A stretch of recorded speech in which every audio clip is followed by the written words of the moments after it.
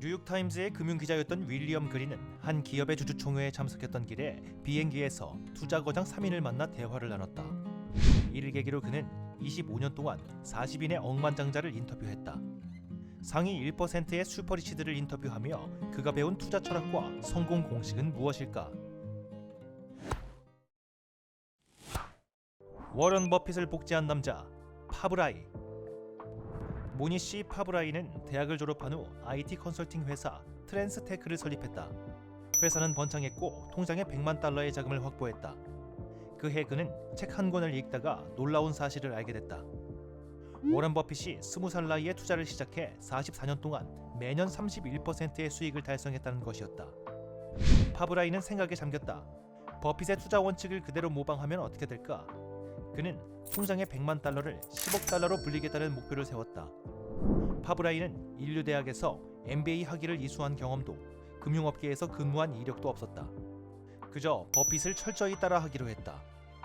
그는 20년 넘게 버크셔 해서웨이의 주주총회에 참석했고 버핏의 투자를 연구했다. 그가 파악한 버핏의 투자 원칙은 4가지다. 첫째, 자신이 분석할 수 있는 종목에만 투자한다. 버핏은 기업을 분석할 때 이렇게 먼저 묻는다. 내가 정말로 이해하고 있는 것인가? 자신이 분석할 수 있는 능력 범위 안에서만 투자하는 것이 그의 핵심 계명이다. 둘째, 안전마진이 충분히 생기도록 내재 가치보다 대폭 할인된 가격에 거래한다. 예를 들어 1달러 가치의 회사를 50센트 이하에 사는 것이다. 셋째, 단순히 저렴한 종목이 아닌 건실한 회사를 매수한다. 무엇보다도 정직하고 능력 있는 CEO가 회사를 지속성 있게 운영하는지 확인해야 한다는 의미다. 넷째, 기업의 재무제표가 명확하고 단순해야 한다. 이와 관련하여 버핏이 말했다.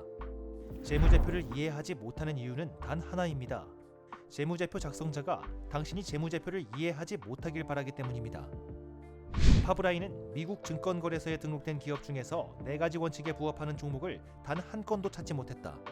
그는 인도, 중국, 한국으로 눈을 돌렸다. 파브라이가 최초로 선택한 종목은 인도의 소규모 기업인 사티암 컴퓨터 서비스였다. 당시 사티암은 초저가 종목이었다. 그는 5년 동안 주가가 140배 오르는 것을 지켜보다가 회사의 가치가 터무니없이 과대평가되자 주식을 매각하여 수익으로 150만 달러를 챙겼다. 그 후 파브라이는 투자 파트너십을 출범시켰고 현 시대를 대표하는 투자가 중 한 사람이 되었다. 그가 운영한 헤지펀드는 1204%라는 경이로운 수익률을 기록했다. 버핏에게 고마움을 전하고 싶었던 파브라이는 2007년 버핏과의 점심 식사가 걸린 자선 경매에 참여했고 65만 100달러로 낙찰되며 마침내 자신의 우상을 만났다.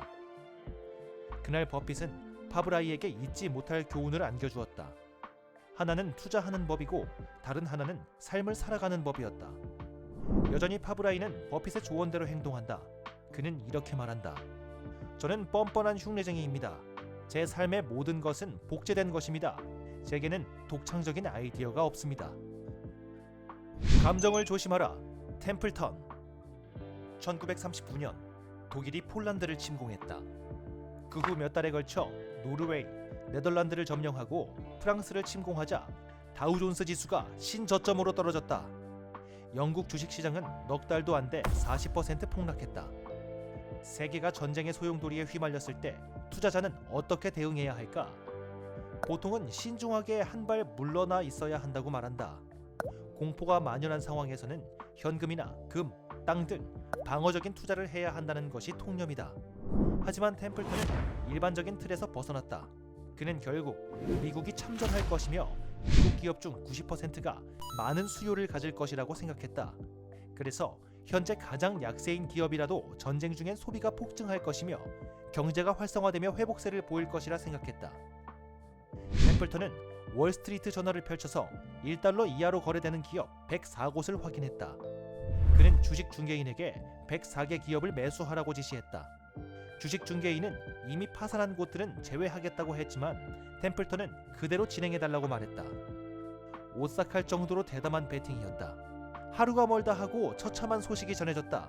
하지만 템플턴은 세상이 결국 혼돈에서 벗어날 것이라고 믿었다. 그렇게 몇 년의 시간이 흘렀다. 1942년 봄, 전세가 연합국 쪽으로 기울고 미국의 경제가 되살아나면서 시장이 상승했다. 외면당했던 템플턴의 주식은 급등하기 시작했다. 템플턴은 격동에 5년을 보낸 후 주식을 팔았다. 104개 종목 중 100개의 종목에서 수익이 생겼고 대략 5배의 수익을 거두어들였다. 템플턴은 투자자가 꼭 숙지해야 할 지침으로 무엇보다도 감정을 의식해야 한다고 말한다.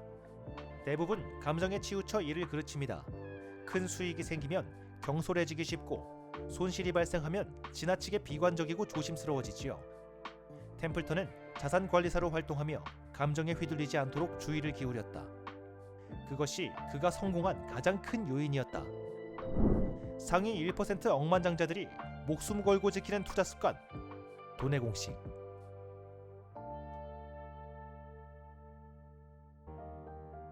이 콘텐츠가 도움이 되었다면 구독과 좋아요를 눌러주세요.